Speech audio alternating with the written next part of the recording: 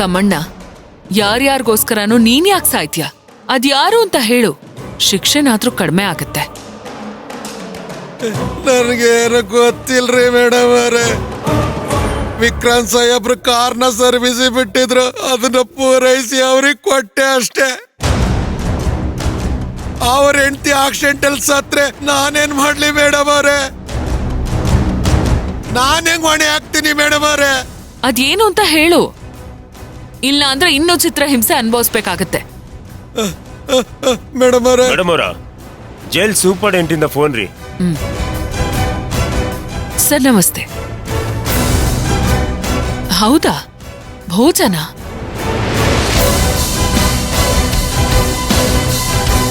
ಸರಿ ಸರ್, ಹಾಗೆ ಆಗ್ಲಿ. ನೀವ್ ರೆಕಾರ್ಡ್ ಮಾಡ್ತಿದ್ದೀರಾ ತಾನೆ? ಹ್ಞೂ ಮೇಡಮ್ ಅವರ ರೆಕಾರ್ಡ್ ಆಗ್ಲಿಕ್ಕತ್ತದ. ಸರಿ ಸರ್, ಹಾಗೆ ಆಗ್ಲಿ ಸರ್. ತಗೊಳ್ಳಿ.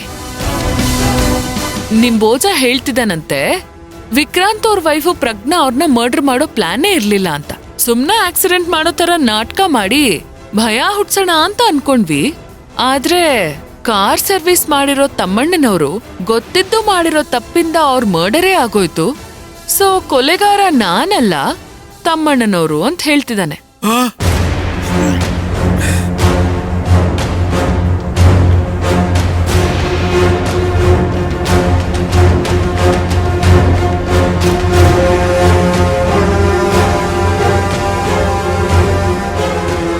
ಮೇಡಮ್ ಅವರ, ಹಾಗಾದ್ರ ಕಾರ್ ಸರ್ವಿಸ್ ಮಾಡೋ ತಮ್ಮಣ್ಣನ್ಗ ಜೀವಾವಧಿ ಶಿಕ್ಷೆ ಕಾಯಮೇನ್ರಿ?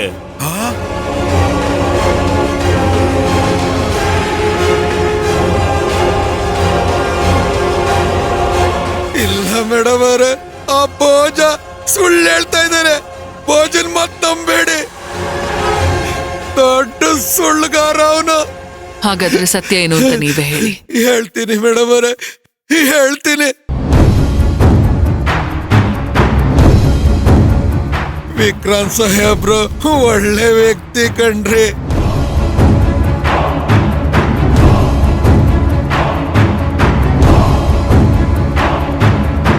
ಪ್ರಜ್ಞಾ ಅವ್ರ ಆಕ್ಸಿಡೆಂಟ್ ಆಗಿ ಸಾಯೋ ಹಿಂದಿನ ದಿನ ವಿಕ್ರಾಂತ್ ಸಾಹೇಬ್ರು ಅವ್ರ ಕಾರ್ನ ನಮ್ ಗ್ಯಾರೇಜ್ ಬಿಟ್ಟಿದ್ದು ಹೌದು.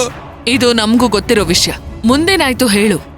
ಪ್ರಜ್ಞಾ ಅವರು ಸಾಯೋ ದಿನ ಕಾರ್ನ ಸರ್ವಿಸಿಗೆ ಕೊಟ್ಟಿದ್ದು ಆ ಭೋಜನ್ ಶಿಷ್ಯ ಜಾನಿ ಅಂತ.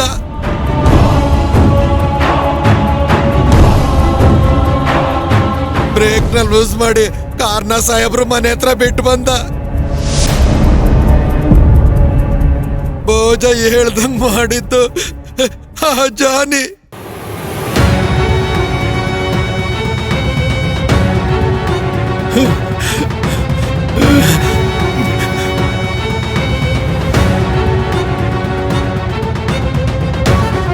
ಅನ್ಯಾಯವಾಗಿ ಒಬ್ಬ ಒಳ್ಳೆ ಹೆಣ್ಮಗಳು ಜೀವ ತೆಗೆದ್ಬಿಟ್ರಲ್ಲ.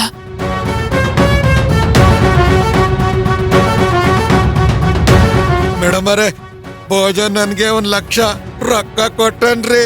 ಕೋರ್ಟಿಗೆ ಬಂದು ವಿಕ್ರಾಂತ್ ವಿರುದ್ಧ ಸುಳ್ಳು ಸಾಕ್ಷಿ ಹೇಳು ಅಂತ.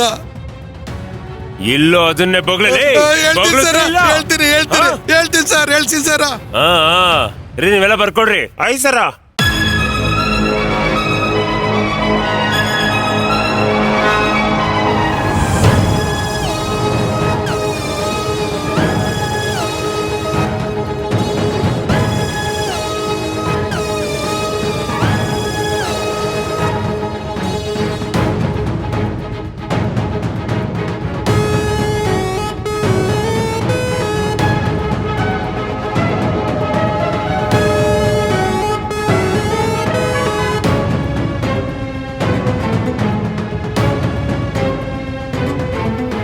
ಇಷ್ಟಾತ್ರಿ ಮೇಡಮ್ ಅವರೇ.